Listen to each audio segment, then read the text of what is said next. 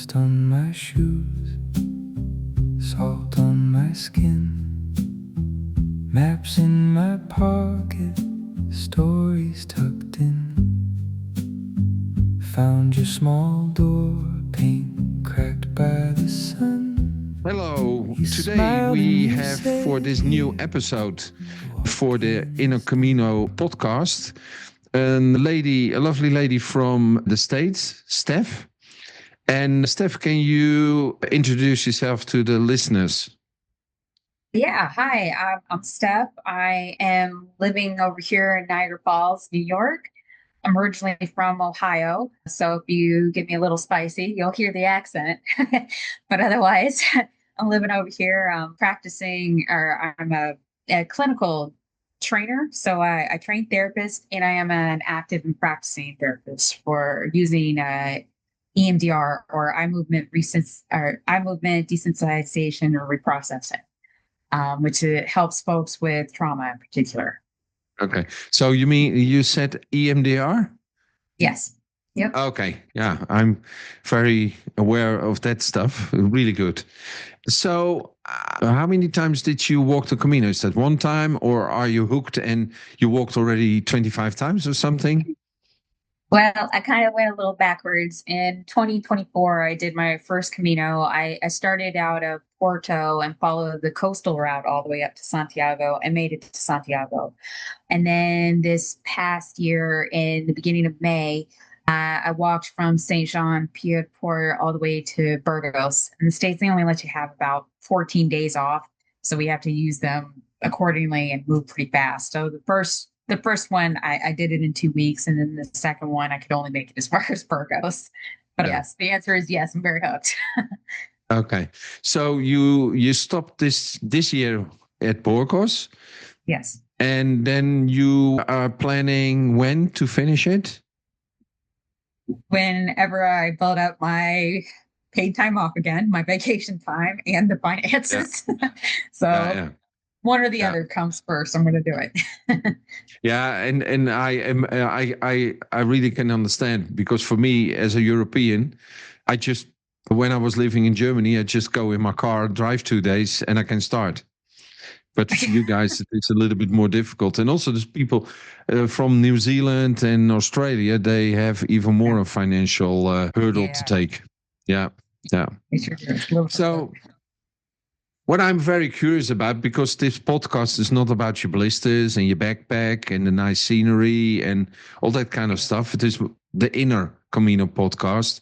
Mhm. And I'm very interested in the things which you experienced or heard from other people, like what we call, the Camino provides, Mhm. and magical moments. All the things I will mention, I'm mentioning now, I experienced them multiple times myself. So it's Yeah. really awesome. So synchronicity, Camino provides also, which is very interesting. The Camino provides what you need, not what you Mhm. want.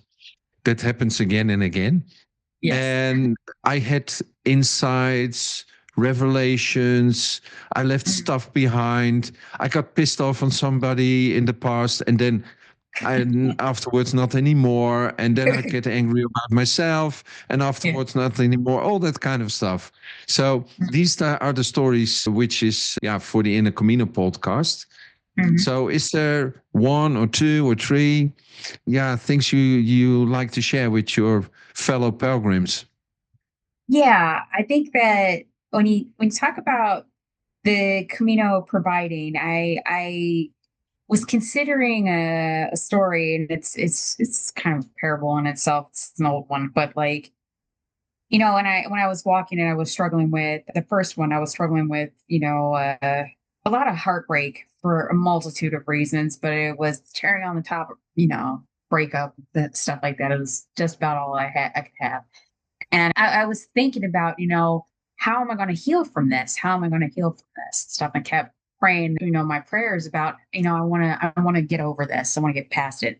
Right. And it made me think of this story about a man who was in a flood zone, and he was watching the TV, and the newscasters are telling him everybody needs to evacuate. You need to get out of that area. The floods are coming. And he says his prayer to the Lord and says, please please come and rescue me, come save me. And in that moment, one of his neighbors came by and starts honking on his horn in a truck. And he's like, hey, buddy, come on. There's a flood zone. Come jump in the car with me or jump in the truck with me and let's get out of here. And he's like, no, sir, I'm waiting for the Lord to provide for me. I know the Lord's going to provide for me. And so his neighbor went off. Well, the floodwaters came and the flood got all the way up to his knees. And one of his neighbors came along in a boat. And the neighbor's like, come on, buddy, we got to get out of here. The floods are coming. The house is going to get washed away. You got to come with me and stuff. And he's like, no, sir, I appreciate it and everything like that. But I know the Lord's going to provide for me. Well, the waters got all the way up to his roof and he climbs up on his roof and he's trying to, save himself and whatnot. And a helicopter comes by and drops a rope down and it says, come on, sir, grab the rope. We're going to get you out of here. And he's like, nope, the Lord is going to provide for me. And he drowns. And so he makes it all the way to heaven. And he asked the Lord, I asked you to save me. And how come you didn't come for me? How come you didn't save me? He's like, what are you talking about? I sent you a truck, a boat, and a helicopter. And it's the idea of human beings, not being able to see what is provided for us when we're able to see it. We're ready when we're ready to see it. That's the point. And I remember just asking and praying, please, help me be able to get through this thing. I want to heal from being hurt by people, right? And while I was walking my way the first time, I spent a lot of time in people's backyards because the coastal route is still very, very much cutting through people's yards. It's not its own thing. And I be walking in these backyards and seeing all these gorgeous things that's left by the Romans and all this stuff like that, just crying my head off. And people would pass by. I remember this couple passed by from Great Britain and they started walking with me. And we walked for a long while. They told me about why the rocks glittered because I had never seen rocks glitter like that. And they're like, it's natural mica that's here in the ground. So it was this golden route and everything. I was enjoying myself walking with them. And then I got so far with them and they're like, sit down with us, enjoy this dinner with us. And I was so in my head and my feelings and everything. I was like, no, I really got to get on to my hotel. And so I left them behind and never did see them again on the route. And then I'm going on my route another day and stuff, and I'm by myself and I'm asking the Lord, please help me. I need to get through this. I need to get over this heartbreak. And how can I do this? And then these two fellas, one was this very charismatic Irish fella and his very more calm Austrian buddy. And I walked with them for a long time, just talking about politics and these wild stories of theirs and stuff like that. And I was experiencing joy and stuff like that. And I got to a point and they asked, and I was like, you know what, I'm going to have to stop here. And I'm just going to encourage you guys to just keep on going without me. And they're like, are you sure? And I was like, yeah. And so I sent them along and I was still by myself crying. And I was like, Lord, I need help getting through this. And then finally I met a gal that was in her 30s and she walked with me for a long time. And she was young and she's very fit and I'm very not. And she walked with me for a long time, for multiple days. And I was like, are you sure you want to walk with me? I walk so slow and everything. She's like, I like the pace. I don't mind. And she told me, and my heart couldn't hear her. She wanted to be with someone and I wanted to heal from someone. And I had that opportunity and didn't see it. And as I sat afterwards, I'm like, he was giving me what I was asking for and I couldn't see it. Right. And it does provide for you. And you're ready when you're ready. And so when I came back this time, I recognized what I was asking for and I was ready to see it. And there wasn't a day I walked by myself. I even had a day where did you saw that already while still walking the Portuguese route? It was, isn't it? Yeah. Or you really came to the insight when you started walking the Camino Frances? I came to it when I was sitting after I was in the church in Santiago, in the back of the back of the church where the parishioners can go if they want the quiet and they actually get prayer. pray and stuff. And Yeah. I was sitting there in the church, and I'm like, you answered my prayer, and I didn't even know you were doing it. Yeah. I couldn't Yeah. see. I wasn't ready to see it. Yeah. So I felt like if I got a chance to come back, I would be accepting of what it is that he was trying to show this time. Yeah. So I'm curious also about, because you were in Santiago after Puerto Marin and you were sitting in the church there, and then you realized that he said to you, "Hey, I sent you the truck, the boat, and the helicopter." And Yeah. what you talk about, you had that insight there in the church in Santiago, but you were not straight away on the Camino Frances. That took a while. So Yes. did it had then, what kind of effect did it had then in the time between? Because you knew then that it was there. Was it possible for you to see then the help also in between before you started with the Camino Frances? Yeah. I mean, at that point, I was 45, and that was 45 years worth of mental conditioning about how I saw myself, and the world around me. I call that like schema theory, right? It's where our brains process our purpose in the world, I guess.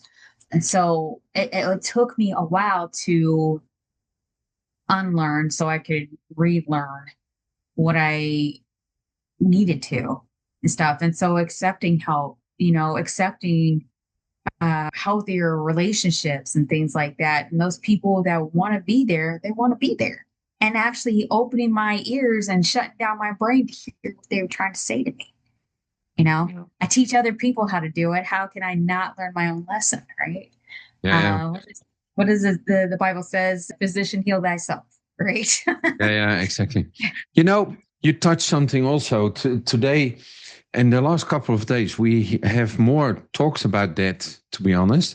Yeah, what I noticed that some days, most likely it has to do with me, because then there are certain thematics which is being talked about a lot when the pilgrims come here. And you said 45 years of conditioning. And many pilgrims, when they come in here in a Camino house, and we talk, and then when I ask them, why do you walk the Camino? How many people don't are saying, no, that's wrong English. Many people say then, I try to find myself. Yeah. And I came to the realization that I said, that for me, I think that's not important, because actually at this moment, as we talk with each other, I really don't know who I am. That I know later on when I look back, then I can say, oh, I was that type of guy. That's retrospective. At the moment that I live it, I don't know it. And the person I was in the past, I cannot change that anyway. So what is the use to find out who you are? And that's the logical brain trying to get that answer. And it came to me that I said, it is much more interesting to ask the question, who do I want to become? What kind of person I want to become? Then you don't try to fix the past, but you start creating the future. And then the next question comes, but I don't know which person I want to become. And that is related to the experience you want to live. Like in my case, we wanted to live here. And the person I'm now to be able to do all the things I'm doing here is quite different than the person 2 years ago. So I grown into the person who I am now. And that was the goal 2 years ago. But that was not related, I want to become that person. It was related to, I wanted to experience that type of life.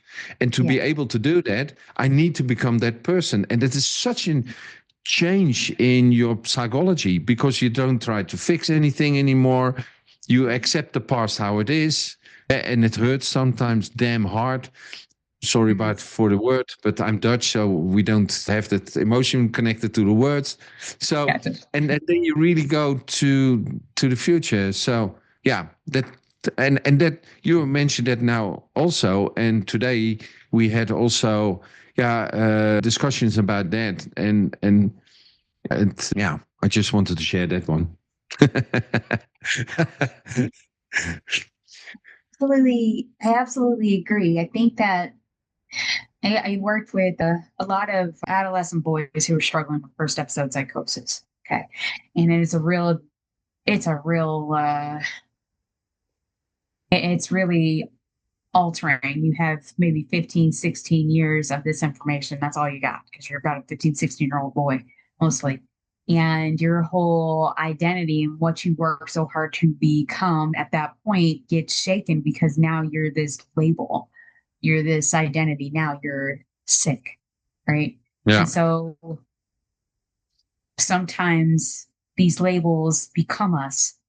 And how do we shake that off? When people talk about, becoming and whatnot, they are often held back by what they've told themselves they are, Yeah. because of the story that they needed to tell to survive the situations that they were in.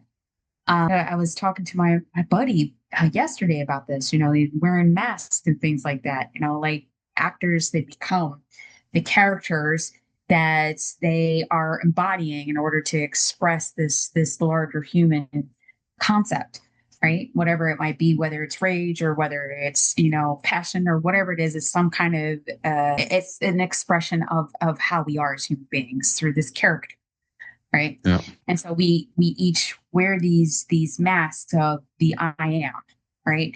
But here's the thing. The thing is, I am can always change because the very first name of God is I am.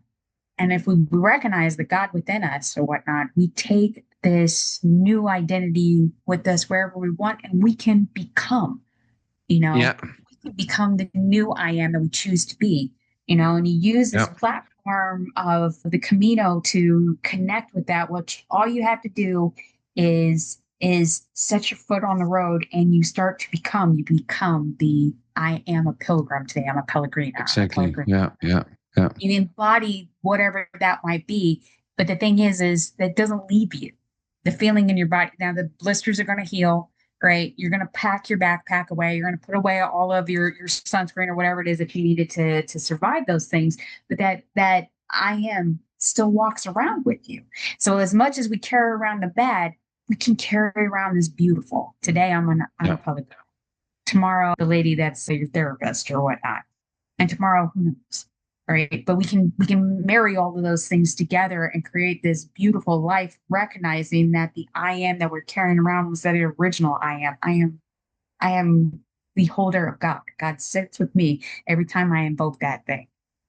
So I should be Yeah. careful about how I invoke his name, otherwise it's blasphemous. Right. Yeah, that's true. That's true.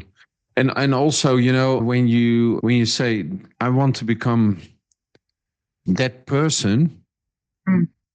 then you start with the person who you are now. Right. And that Right. means because many people want to change who they are now. And I always say that's impossible because I'm not a time traveler. I cannot go back in time. Sure It just cannot. doesn't work. Right. So I can try to fix myself now, but that's much easier, really easy actually in comparison, Mm. that you say, oh, I want to live that type of life, then I need to become that person. And then your subconscious start moving you in that direction. Yes. That, That's true. so yeah. So I'm drifting away from the things, but sometimes I get inspired. So, and are there any other things you want to share? What you say? Oh wow, that was really something. I I kind of felt a little uneducated when it came this time in the sense that I knew of the history as far as the Camino and that kind of thing, but I didn't know like the lore and all that kind of stuff. And this time I went out of my way. I wanted to know the story, right? And some of the stories, and actually, which was neat, they were filming this. I think it's Oh, the through Italian Netflix. movie.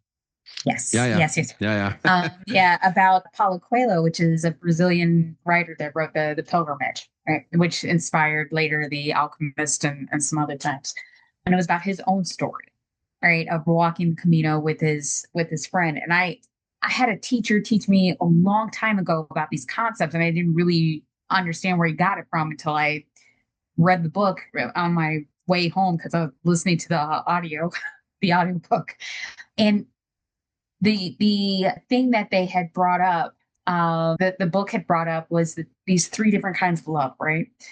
And I told you the first time I came, it was because love was giving me such a hard time, you know. And this time when I came, I was looking for this very specifically the God within, you know, and connecting with that within my own self, and then connecting with other human beings in order to heal something within my own self through healing with others. Right? There's a collective of how we as a group can heal together by just being with one another, teaching ourselves a new way to love if the old loves were causing us pain, and it wasn't really love if it's painful, you know. And so this book that it was talking about the pilgrimage and whatnot, they talked about these three different kinds of love, which was eros, which is the love between, you know, the romantic kind of love, just like the Roman god eros, and then philia, which is the love between friends, which you know, the Bible tells you that there's no greater honor than to die for a friend, and there's a reason for it. Your friend The doesn't know Bible says what? The Bible says? no, there's no greater honor than to die for a friend, to lose your life for a friend. Yeah. Yeah. And then it's true. Your friends don't give you the physical connection of, you know, romantic love can give you. They don't give you children and that kind of thing. It's not that kind. It's just we've agreed to journey together, and we look out for one another for no other reason than to lay down your life for a friend. No greater honor, right? And you can ask any soldier, they would probably agree. Yeah. And then the final one is the agape, agape, which is that unconditional love. And it takes the buildup of the other two in order to get that. Eros is not easy by no means. You have to learn a multitude of lessons because other people have learned their lessons about love. And for some people, love is pain and associated with it. And then they project it out onto the next person that tries to love them. And then it just keeps, you know, washing a white shirt and muddy water. It spins and spins and never comes out clean. All right. It's water. Right.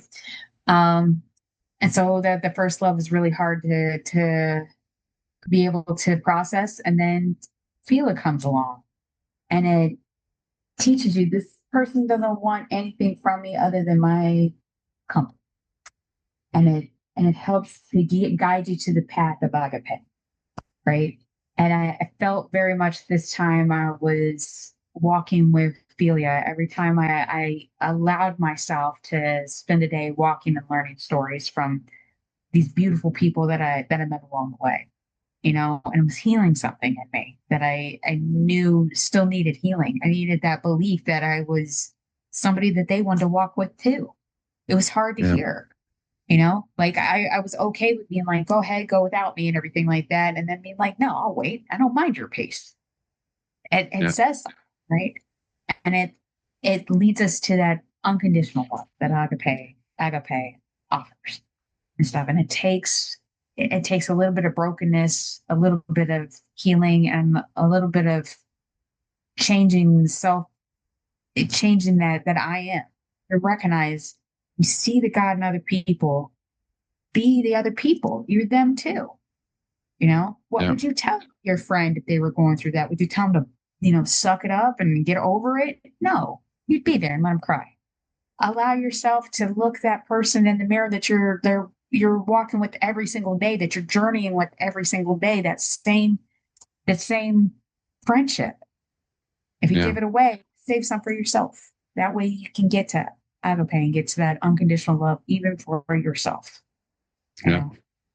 So it was this one, the philia that I was looking for and I found. It's beautiful. Yeah. Is that something that you noticed as well? So I think I remember you saying that there was. The thing is the unconditional love. You know, I when we met each other here, I don't know if we talked about it, but in around 2000, I had a really big crisis in my life, and I had my first divorce, and it was a lot of trouble. And then a dear friend of me, she came with a book from Conversation with God from Neil Donald Walsh. Yes. And I didn't want to read it because I thought, yeah, that's a guy, he claims to talk with God, and God is the church, and I have some difficult experiences with the church, so I didn't read it. And a couple of months later, somebody else offered the same book, and they don't know each other. So I thought I did the same, thank you very much, and I didn't read it. And again, a couple of months later, a third person, they don't know each other at all. It came with the same book. And then I thought, okay, it was like your story, you know, with the boat, the truck, the boat, and the helicopter. So I thought, I think I need to read it now. So to be honest, I was nauseous in my stomach when I started reading. There was so much resistance, you cannot believe it. And then something happened. It was like coming home, and everything started to make sense. And the reason why I tell this, because the whole book is about unconditional love. The whole book. And he explains it in such a profound way. And actually, it has nothing to do with religion. It has nothing to do with God. It is all to do with how do you move to a state of non-judgment. And when you are in a state of non-judgment, the other person perceives that as unconditional love. Right. And it was really a tough journey. It took me 5 years. I read the book for 5 years in English audio, German audio. I was living in Germany at that time, in my own language, Dutch. And I was hearing it over and over again. And I had so much things. And I just want to share one event there. There was one day, I was a project manager, IT project manager, and it was a very small project I was running with just 2 people. It was just a small side thing. And I just couldn't get to work because the expert we were having in the team, that guy was behaving like a spoiled prince, and he did what he wanted and nothing for the project. And I pulled my hair out. I had some hair at that time. And so, that's why it left. It was at that time there I lost it. Anyway, right. At a certain point, I did all the management tricks I could, and nothing worked. So in the car in the evening home, I took my audio, iPad or iPod. So I did the tracks, you know, like tarot cards. I took one track, and then Neil was complaining about somebody. Yeah, and I had the same and the next day I had a meeting with that boy, 10 o'clock in the morning next day. And then he got the answer, the question, what will love do now? Oh, okay. Yeah. Okay. So, and that hit me like an arrow, a rock. So I stopped the audio and I was pounding with it the whole evening. I hardly slept the whole night because I really could not wrap my mind around it. Should I kiss him? Should I hug him? Should I ask for a raise? What should I do? How? So the next day at 10 o'clock, we had the meeting and I was sitting there totally in panic because I still didn't have the answer on that question. And I was sitting there, and then in me, there was something like, it is okay. I love you anyway. Oh, it's really deep. Yeah. And it was such an embracement of who he was. And I didn't say anything. It was in me, these words. And he picked it up and it changed like a leaf on the tree. And we didn't talk. Actually, we went for a cappuccino, coffee, and it went on.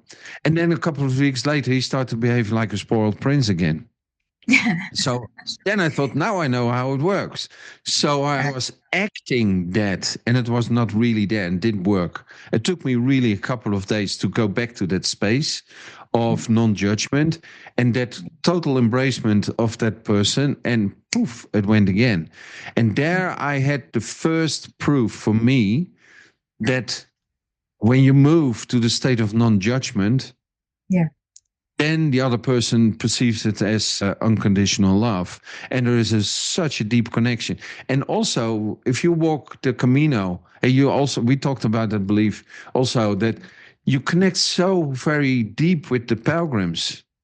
Yes. which we don't do in daily life. And the reason is because we don't have expectations, we don't have judgments, we just see the person and we connect, bang.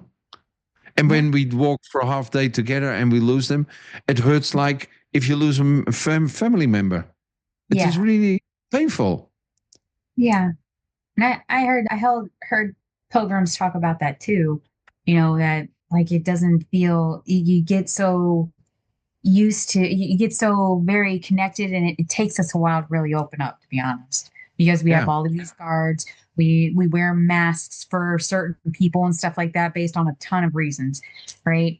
And and then you find somebody, you feel like there's a Me Too movement, and moment, right? Like they yeah, talk about loving they talk about loving this obscure rock band that's from Germany, and you're like, I know who that is. Oh my gosh. And then you are walking. It doesn't matter how long you're walking kilometers and kilometers, and you can't feel any of the pain because you're so jacked that somebody gets it. They totally get yeah, that this band is so amazing, right?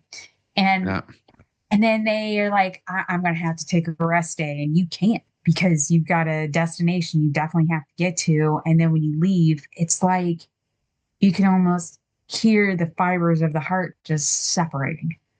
yeah, It's yeah, so painful. And I know with some of the younger ones that I was walking with, that it was like, it just doesn't feel natural. And it's like, but it's a short version of how life kind of is. And the thing is, I know in Buddhism, they talk about pain is, all of our suffering comes from attachment and whatnot. And it's true. Rather than the attachment, we often forget about the beauty of being able to be free for just once, for a 6 hour walk with a stranger, where we get to be that thing that we really love, that band that was really great, that bit of poetry that you never get to talk about to anybody, that little bit of spirituality that none of your family members cooked on, they want to hear it and stuff like that. And for a little bit you get to be the most you that you ever yeah, can be, right? yeah, And so that unconditional love, it's sort of like if you've ever worked out, and I just started to, so I'm no athlete, but like the reason why you start to build up like a bicep or something like that is because there's this continuing ripping and healing and stuff like that yeah, until it finally forms this callus, and then you look like you jacked. But and that's the thing with creating these relationships along the way and stuff like that. It's like you can't see it until you are able to step back from. It's like, oh, that was really special. I got to really be me, and on the way of looking for yourself, you found you by having a conversation about an obscure band over in Germany, right? yeah, And it yeah, and it's really gorgeous, that unconditional love. And I think you learn it along the way as you're connecting, but allowing yourself to see it within the self first and stuff like that. That unconditional space for yourself, for forgiving the person that did those things, allowing for that younger person to grieve, because they certainly didn't get the time to do so in that moment, right? And so you are basically creating a walking love letter to your past self so that they can grieve. A walking love letter, thank you for suffering so that I could be here. And now I get to be with this person who also has suffered, has also found this great rock band, and now we get to be together, and I get to finally be my fullest self. And then you talk about that forward momentum, right? That becoming and stuff. And in that moment, the person you will become is proud of you because you took the moment to slow down and talk to some random person about an obscure rock band. Sure. yeah, Right? yeah. It's So, very and special. then, so can you then say now that you start loving yourself more as well, or even move to unconditional love towards yourself? I yeah, and it's taken me, of course, I had to take quite it had to take decades, right? It took these 40, well, now I'm 47 since I walked the first time, at 45. It took those 2 years to really start seeing my own value once I recognized that and started to have that unconditional love for myself. Everything that I have right now is because there's a version of me that had to suffer to get it. You know, there's a version of me that had to break and be rebroken over and over and over again in order to for me to be set here and stuff, so I can be resentful of who that was. I can be angry at all the mistakes she made or whatnot, or I can love her for the sacrifices she had to go through so that I could be who I am right now. Yeah. And that way Yeah. the lady that I'm gonna be is proud of what I'm doing right now, and Yeah. maybe she'll look back and thank me for the choices I'm making now, you Yeah. know. Did you read the book The Little Soul in the Sun? No, I did not. I will. Do you recommend it? That's a child book, Mm, also written by Neil, mm, passed through, and it's a very tiny book. yeah. And it is like the soul is in heaven, and Mm, a lot of souls there, but it is only light and love. So it doesn't yeah. know what darkness and hate is, and he wants to Mm, experience that. And yeah. then God comes to him and said, "You can, you can go to Earth and experience that." Oh, Mm, yes, said the little soul. Yes, yes, I want that. And yeah. then a lot of souls are hurrying, listening to the talk, and they gather around these two. And one of Mm, them moves forward and says, I can be your guide in darkness mm, there. So yeah. that soul sacrifices itself to become darkness. So the other Yeah. one can experience that what is light, because you don't know what is light when you don't have seen the dark. You don't know what Right. is hot when you never have felt the cold, and the other way around. Yep. So and then the little soul says, oh, thank you. And the other one says, please remember that when we are in the darkest space, because then it is really dark. And Yeah. that's also, I had a very troublesome relation with my mother for Mm, many years, and it turned out to be that she was an alcoholic, and I didn't know. And so I was around 45, and I was doing applied psychology and all kind of stuff, and getting mm, to know myself, which I just mentioned. That's, yeah, a never-ending road. Anyway, and then I started, because also I was reading and moving towards that non-judgment. mm. And then I got the impulse to write her a letter and thank her for being the dark soul. Oh, wow. Yeah. And I really made an effort. There was no AI at that time, so I really made an effort to write it in a way that all the judgments who Mm, were hidden in words, and the structure of a sentence, which still mm, were there judgmental, I was reading it over and over and over again till yeah. I could not find any hidden judgment anymore. And it was really like, okay, I really thank you from my heart Mhm. that you were the person who you were, so I could become the person I've become. And the sacrifices you made Yeah. were insane. Yeah. So I gave her the letter, and she was in an old folks home and had Kosovo, so she was totally not mentally there anymore. And I Yeah. gave her the letter, and she held the letter the last years of her life with her like the biggest present ever. And it is, yeah, it is so difficult to go to that space of non-judgment. Certainly. Yeah. And like what you said, when you are broken, then you know what is not being broken. Right. Otherwise, you don't know. Yeah. Absolutely. Yeah, Absolutely. yeah, yeah. So that was on the second time that you were working, that you were busy with that. Yes. And now you're home. Uh-huh. What do you feel? Is there something what you feel, or other people mention that? Is there something which is changed or not, or it is still in the making, or not at all? What is in how is it now? I honestly, it's still baking.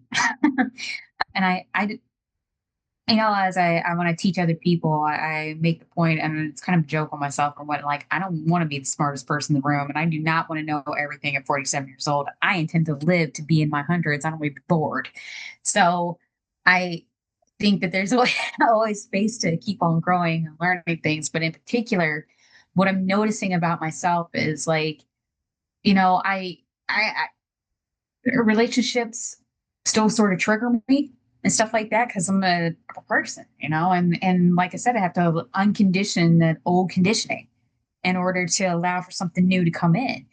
And so I'm practicing, allowing, and allowing that belief. And I'm using evidence. This is something I tell my clients. I'm like, what evidence that do you have to back up these thoughts that you have about yourself? And what are the close, what are the arguments against it? You've told me you've got these arguments that prove that this is not always true. It's not every time, it's not always, right? And so I found myself doing that with my own self. It's like, the idea of wanting to fit in and that kind of thing like that. Because I think that seems like there's a certain personality type that finds themselves on the Caminos. More, I feel like a lot of people are very introspective and they've got their own reasons for why they're being there. There's something that's strong there. There's a lot of different places they could spend their vacation days, right? Spain's gorgeous. Portugal's gorgeous. Like, there's a lot of beaches they could be sitting down on rather than suffering through your blisters and trying to fight for a place to hang up your socks, right? But they choose this for a reason, and you're not always going to find you're not going to find your tribe everywhere, right? So actively seeking out the tribe and whatnot, and then allowing myself to actually see them. That's something that I continue to work on, and actually believing people when they give me a compliment. I have developed this particular uh, safety mechanism, using a little bit of humor in order to kind of buffer some things and whatnot, and it or a little bit of sarcasm, because that's also a very American thing, probably a lot of people saying, but in its order to not, it keeps a shield up, whether people know it or not. You put a little humor in there and you don't have to really expose the truth of yourself, because it's like, oh, they were just joking. And then they really don't know you ever. Right. So I'm very funny. Right. It makes you likable, but not knowable.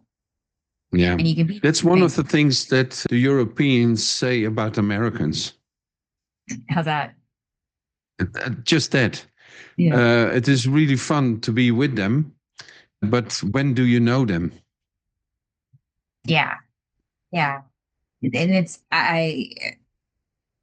that's something that I wasn't aware that we are, I guess it's something that's culturally that we're kind of unaware of, because Yeah, but then the Americans are also quite harsh on themselves, because, okay, the people who walk the Camino, there are a certain percentage, they start off as a holiday, like William from Boston.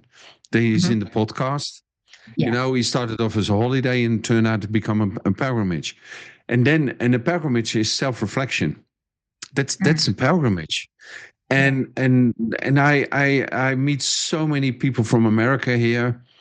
And of course they are American. Like I'm Dutch. Yeah, we have a certain style of talking and acting, and that's culture. Mhm. But still, I had such nice encounters with people from America, and I really got to know them. Yeah. It was not like, okay, this is the outside where we make a joke about this and a little bit that, and we have a nice time together, and we have fun together, everything good. Mhm. But also the other part is really there. And so the whole idea about that you don't know them is starting to fade for me in a Mhm. very high speed away. Yeah. Well, Danny, I think considering what I encountered with you, I think that you gave a space so that there was a safety, which a lot of times we feel this unsafety. We're going to be picked at in some type of way.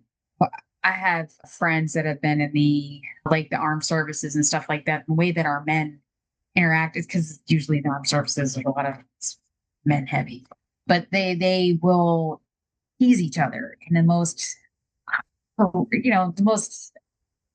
damaging ways and stuff like that, but they all consider it kind of fun, so we keep this guard up all the time and stuff. And I think that when I know when I my friends and I were at your Camino house and stuff like that, like you allowed this space of curiosity and lived experience, that it was easier to kind of let it down.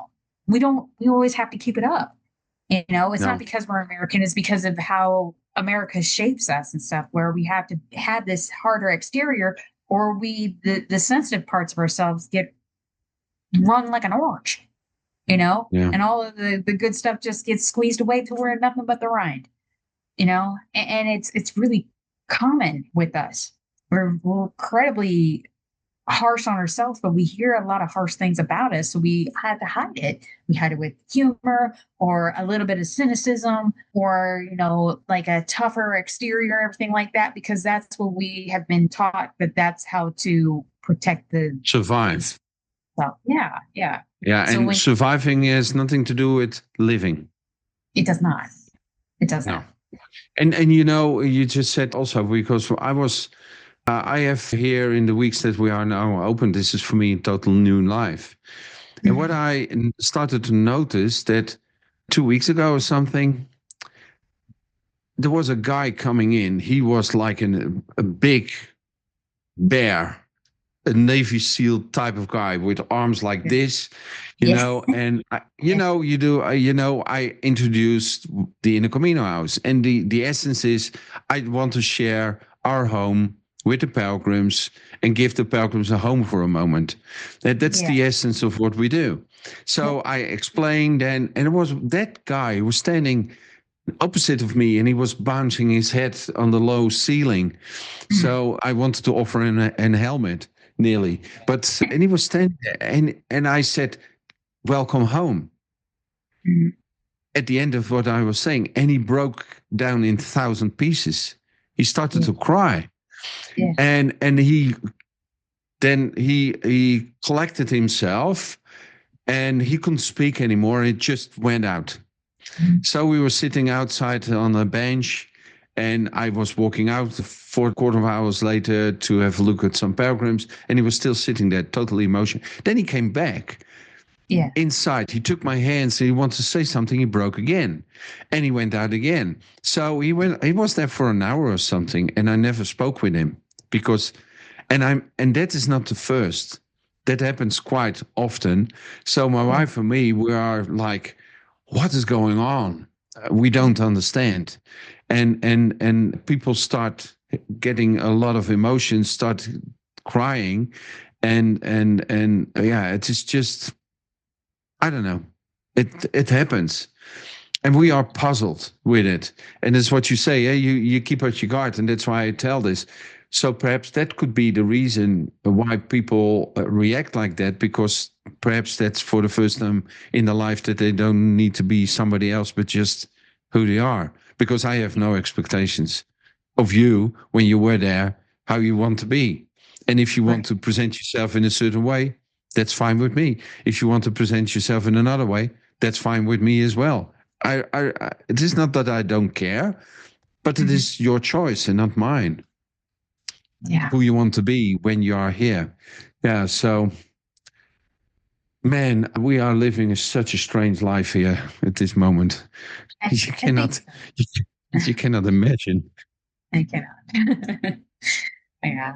Yeah, I think yeah, that when you again talk about that non-judge judgmental part, that unconditional love or agape or whatnot, I think that for people that have had a very long time keeping sentries at their gates, at their the borders and everything like that, and when they reach finally see someone and finally get to experience that non-judgmentalness, that unconditional acceptance, that unconditional love, it, you feel it, because it's like on any we're not too far from the birds of the field, right?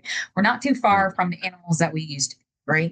We still have our yeah, instincts, still get those feelings and stuff.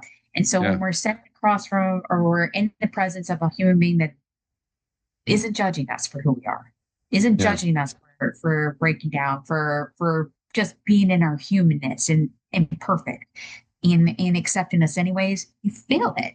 So imagine the things that you and your wife are experiencing is because of the things that you guys are already putting out there. You're accepting people for who they are, not who you expect them to be because they're from America or they're from Germany or they're from yeah, Australia or Taiwan, right? And that says something, And I think that the thing is about taking this path and such, you don't have any expectations, right? You expect to work. You expect to work hard because you are climbing mountains and dealing with outside weather and all that stuff. That's part of the core. But like, you don't expect other human beings to let you be so that you can figure out who you are. And yeah, you never get another space like that, yeah, right? So whatever you and your wife are not, it's not just the food that you're putting out, but the gift of yourselves. People need it. I was walking with, I think I might have told you this, but like I had one of those beautiful moments. Like I think that people were looking for it, like the why moments and stuff. I mean, I was sitting down at a table, and I think it was Estrella, and this younger girl asked why people had come. She told her why, and it was because she was in this weird space of wanting to either be a lawyer or being a therapist or being a psychiatrist, and she was conflicted in this and came here to kind of really get in touch with this and really think and walk and meet people and stuff and make up her mind about it. And then when we started going around the table and everybody else had their why and all that kind of thing, and myself too. And this older fellow, he talked about, well, my wife is taking a tour bus and she's going to meet me in Santiago. And he he said that he was choosing to walk while she was taking the bus because she had some health stuff and they were going to meet there in Santiago and that kind of thing. But they wanted to know why God took their daughter. They were an older couple mhm, and they didn't know why God had taken their older daughter, right? And so he was trying to figure that out. And he was hoping that, just like we were talking about, the Camino would provide an answer. Maybe he would get his answer along the way. And what I noticed was, we were crying, but here we are, human beings, strangers to one another, right? And we're connecting. There's no judgment about seeing this man. He was a very tough dude, big dude too. And he was able to give us the gift of him. And you learn how to let down these guards. You tell the sentries to go take a nap, and you open up your gates and allow people in, and you get a chance to change forever, right? yeah, yeah, yeah, I think that the response that you and your wife might be experiencing is like you're not presenting with an expectation. You're presenting with a home, even if it's a temporary one for an afternoon and stuff. And a lot of people are very psychologically and spiritually homeless, you yeah, know? yeah. That's true. It's also in the song. I got the impulse to write that song, the Inner Camino House song. People say, "Is that a Camino song?" No, no, that's something I wrote the lyrics. And to Yeah. be honest, just last week or so, I started to I started to see that there are 4 stages describing the Camino. There, I was not aware myself, but anyway, after that you walk, then you arrive, and then you talk with each other, and then you connect on a deeper level. And in the song, it is laughter in 3 languages, all meaning the same. I see you, I'm with you. You can rest your name, and that makes I get emotional again when I say these sentences, because it is so that you really see, also the stamp, I see me from Avatar, I see you. It is all about that. Yeah. And yeah.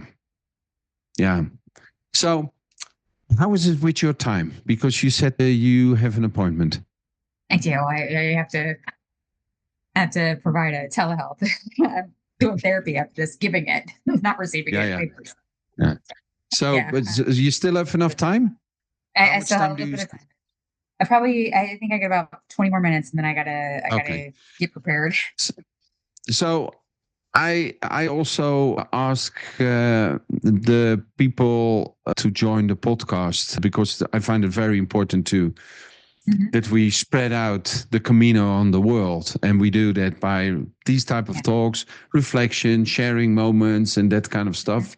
So I have 2 questions for you, and then we can just manage that before you go to the next appointment. And the first question is, before we end, I hit the stop recording button. What you really want to say to your fellow pilgrims? That's the first question that you think is really important to know. And the second question is, what would you say to your fellow pilgrims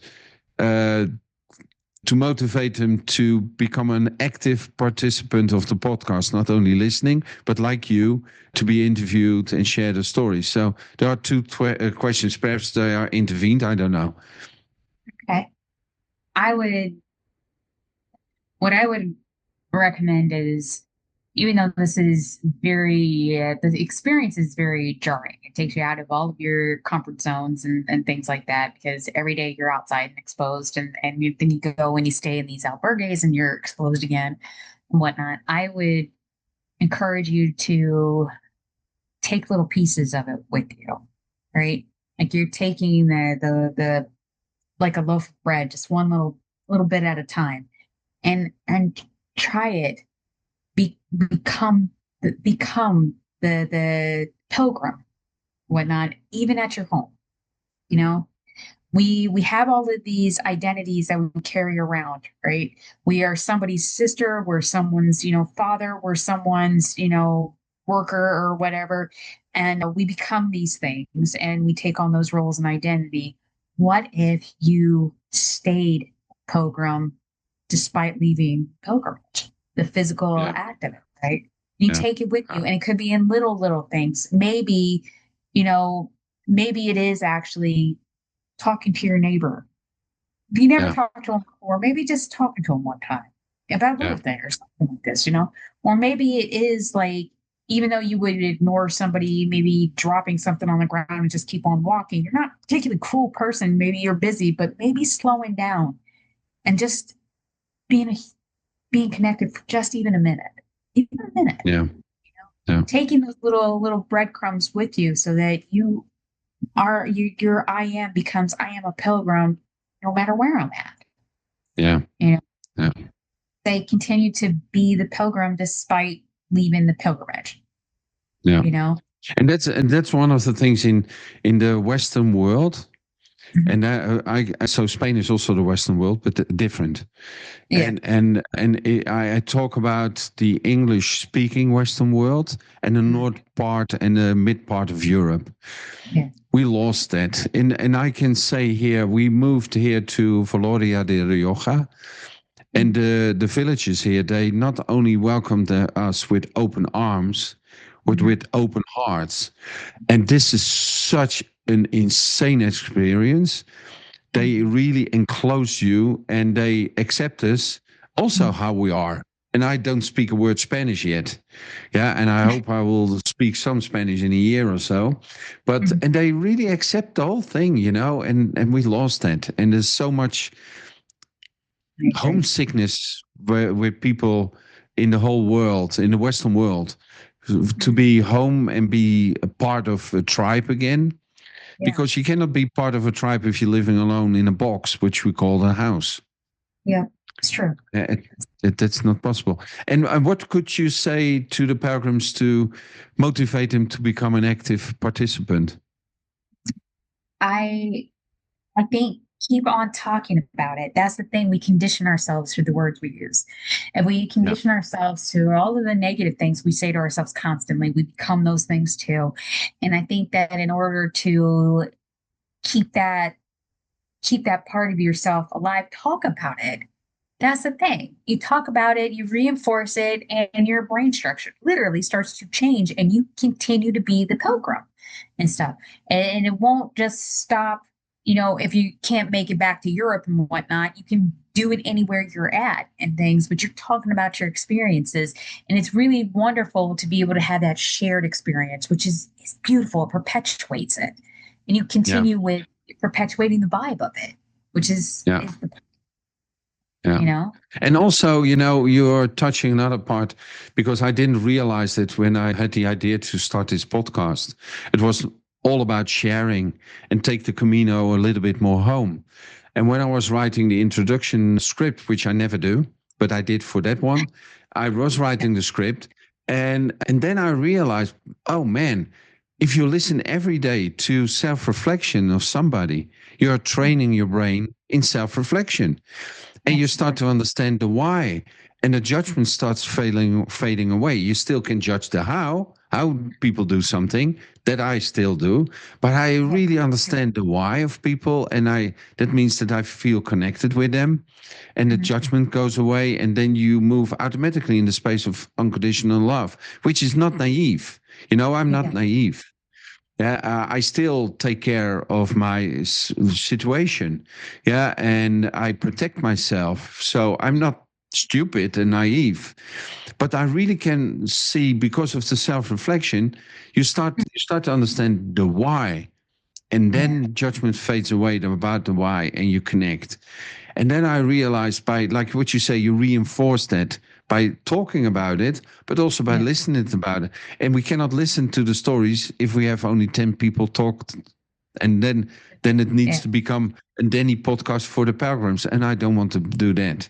It is a Yeah. podcast for pilgrims by pilgrims. So Yeah. I really hope that people are listening now, that they say, Mhm. okay, I go step over my fear, my that and also the idea that I don't have any interesting stories, because Mhm. that's a lot of BS. Everybody has interesting stories, and it's all about self-reflection. So Absolutely. thank you very much. Is there something, really, a last word you want to say? Yeah, I really do. I think that I really do appreciate what you and your wife were doing. It was a gorgeous experience to actually be at your house. It was you could feel it. Like I think places carry energy, and I know you're right across the street from where Santo Domingo was born, and I think you Yeah, carry on that that energy, which we dearly need. Our lives were not meant to just work and just survive, like what you said. We were meant to come here and experience. And yeah, I think that yeah, this continuing this experience through connecting with each other and being like, do you remember that one great little cafe? Do you remember seeing that pretty little place with the flowers and stuff?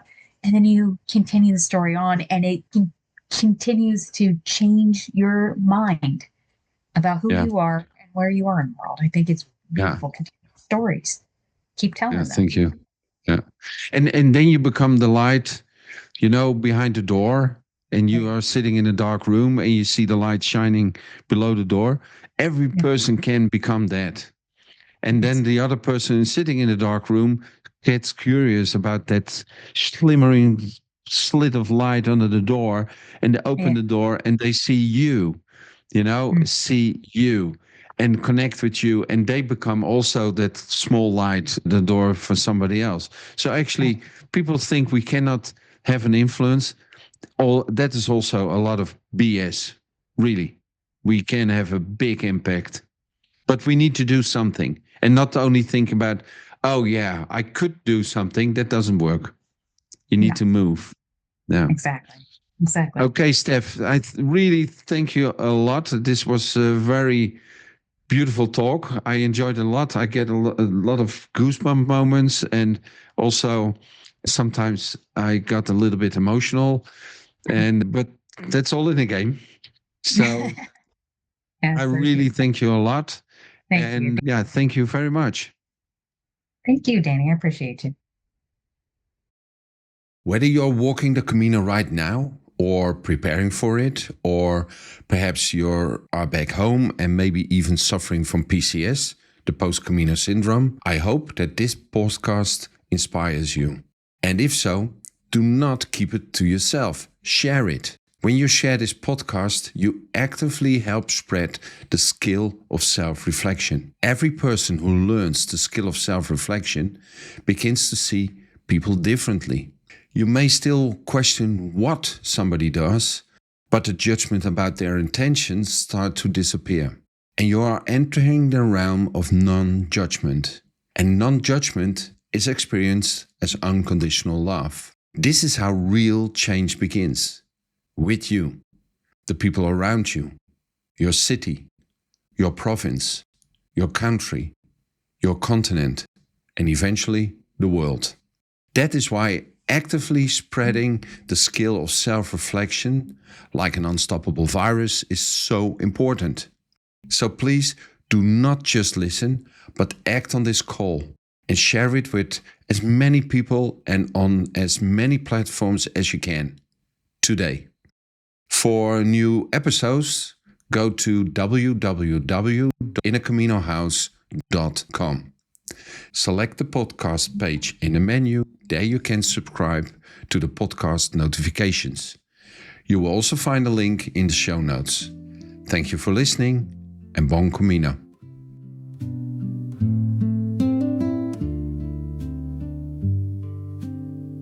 Dust on my shoes, salt on my skin, maps in my pocket, stories tucked in.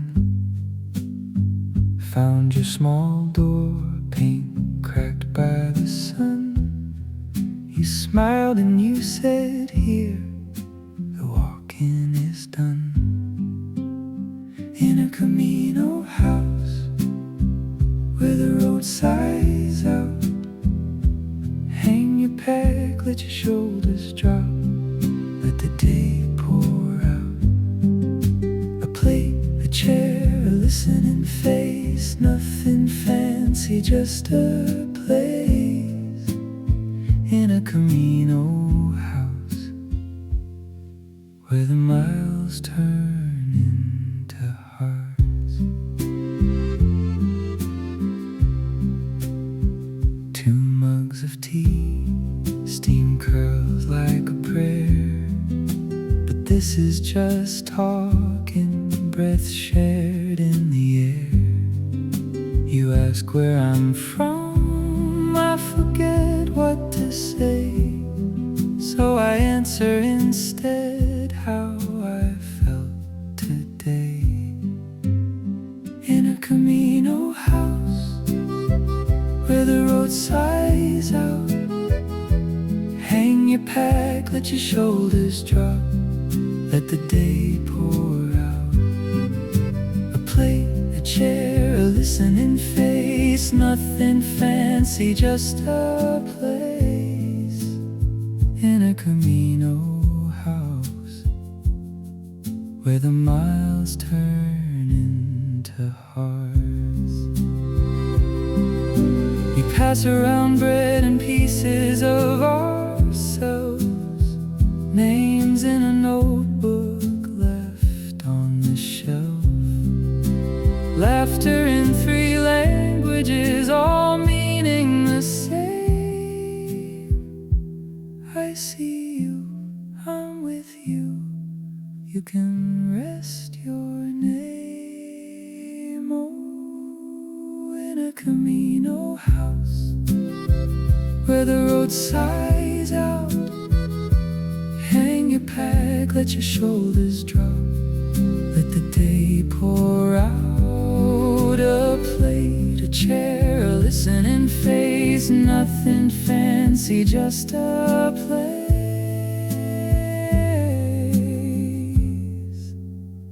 In a Camino house, when we leave we're not apart. Carry it on in our steps, like a quiet extra heart.